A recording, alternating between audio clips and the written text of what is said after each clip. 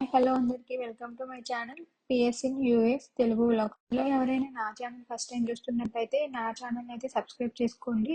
నా వీడియో కనుక మీకు నచ్చినట్టయితే లైక్ చేయండి. Today my mom is sharing bunch of eggplant curry. Share with me. ముందుగా ప్యాన్ తీసుకుని ఆ ప్యాన్లో 3 స్పూన్స్ పల్లీలు వేసుకుని ఆ పల్లీలని డ్రై రోస్ట్ చేసుకోవాలి.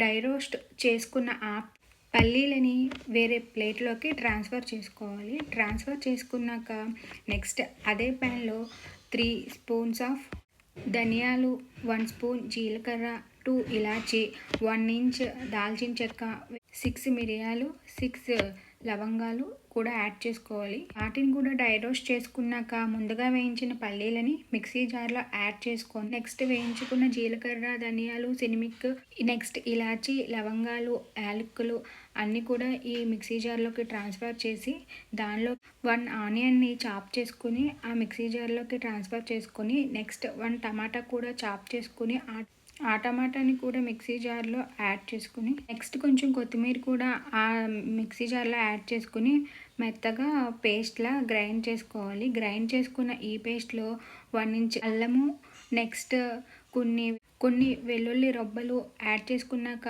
మీ టేస్ట్కి సరిపడా సాల్టు, 2 స్పూన్స్ కారము వేసుకుని మళ్ళీ మిక్సీ చేసుకోవాలి. మిక్సీ చేసుకున్న తర్వాత కట్ చేసుకున్న వంకాయల్లోకి ముందుగా మనం తయారు చేసుకున్న ఈ పేస్ట్ని వంకాయల్లోకి స్టఫ్ చేసుకోవాలి. స్టఫ్ చేసుకుని ఈ వంకాయల్ని పక్కన పెట్టుకుని ప్యాన్ తీసుకుని ఆ ప్యాన్లో కొంచెం ఆయిల్ వేసుకుని కొంచెం కరివేపాకు, కొంచెం జీలకర్ర, కొంచెం పచ్చిమిర్చి వేసుకుని అవి వేగాక దానిలో వంకాయలని స్ప్రెడ్ చేసుకోవాలి. ఆ వంకాయల్ని కొంచెం గ్యాప్ ఇస్తూ పెట్టాలి. ఎందుకంటే అన్నీ ఒకసారి దగ్గరికి పెట్టేస్తే అవి మనం తిప్పినప్పుడు విరిగిపోతాయి. కాబట్టి కొంచెం దూరంగా పెట్టుకోవాలి.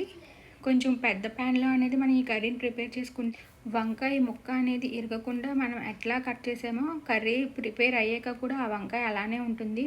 స్టఫ్ చేసుకోగా మిగిలిన ఈ మసాలా పేస్ట్ని కొంచెం స్ప్రెడ్ చేయాలి. అక్కడక్కడ స్ప్రెడ్ చేశాక ఆయిల్ అలా పైకి తేలాక కొంచెం వాటర్ అనేది కర్రీలో యాడ్ చేసుకోవాలి.